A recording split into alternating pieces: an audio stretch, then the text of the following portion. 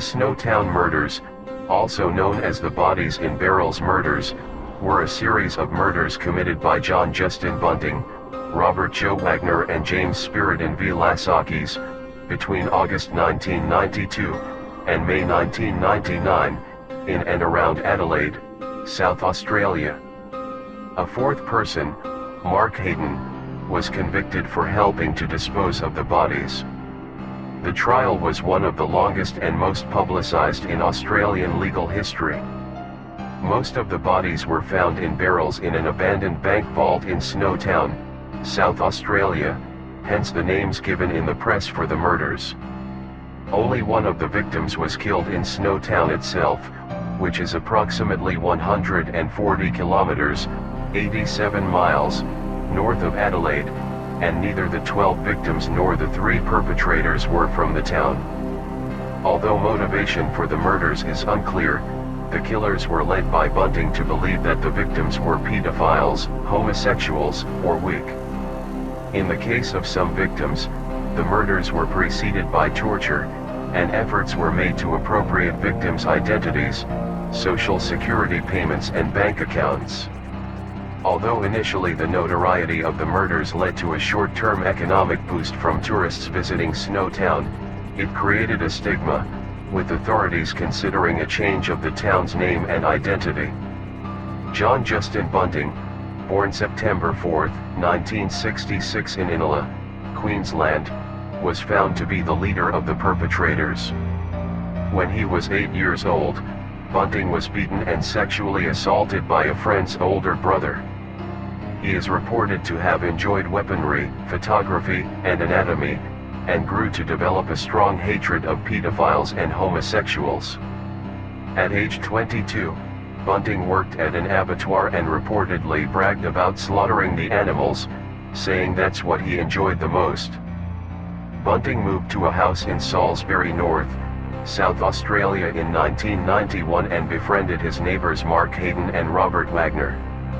Robert Joe Wagner, born November 28, 1971 in Parramatta, New South Wales, was befriended by Bunting in 1991. Bunting encouraged Wagner to assist in the various murders. James Jamie Spiridon V. Lasakis, born December 24, 1979, along with his mother and half-brother, lived with Bunting and was gradually drawn into helping with the murders. V. Lasakis, 23, helped torture and kill his own half-brother, Troy Uday, and his step-brother, David Johnson. He confessed in 2001 to 4 murders, including Johnson's, and became a key witness for the Crown. The detail he provided, supported by other evidence, helped convict Bunting and Wagner. V. Lasakis was sentenced in 2002 to a minimum of 26 years and is held in isolation in an unidentified South Australia prison. Mark Ray Hayden, born December 4, 1958, an associate of Bunting, was initially the subject of suppression orders or statutory provisions prohibiting publication and could not therefore be identified as anything other than an alleged perpetrator. In January 1999, he reportedly rented the abandoned State Bank building at SNOWTOWN. A jury deadlocked on the murders of Hayden's wife, Elizabeth Hayden, and of Troy Uday. The murder charges were not retried when Hayden pleaded guilty to helping the serial killers dispose of the bodies of Elizabeth and Uday. Victims of the SNOWTOWN murders were often the friends and family of the murderers themselves. For example, Bunting murdered Wagner's partner, Vanessa Lane, after the two broke up due to her involvement in earlier murders. Other victims, including Gavin Porter and Thomas Trevelyan, lived with Bunting leading up to their deaths. Like Lane, Trevelyan had also assisted with body disposal in previous killings. In addition to murdering his alleged friends, Bunting was tried for the murder of his ex-girlfriend Suzanne Allen, whose body was found buried in the backyard of Bunting's former home. However, the jury was deadlocked, and Bunting was never convicted for her murder. Before killing victims, Bunting would often record them reciting banking information as they were being tortured. At Bunting's behest, other men in the group would impersonate the victim, or friends of the victim, and take money for them or collect on welfare payments. Before he murdered Vanessa Lane, Bunting reportedly made her call her mother to tell her she was moving and didn't want any further contact. He then made her record all of her banking information. According to reports, the men stole at least $95,000 just from victims' welfare benefits alone. That said, Bunting later stated the real reward for the murderers was the act of killing itself. He called the cash they got icing on the cake. In 1998, Vilasakis confided to Bunting that his half-brother, Troy Uday, molested him when he was 13 years old. Bunting responded by setting up Uday's murder. The group visited Uday's house, dragged him from his bed, tortured him, then killed him and disposed of his body. Vilasakis' stepbrother, David Johnson, became the final victim of the SNOWTOWN murders.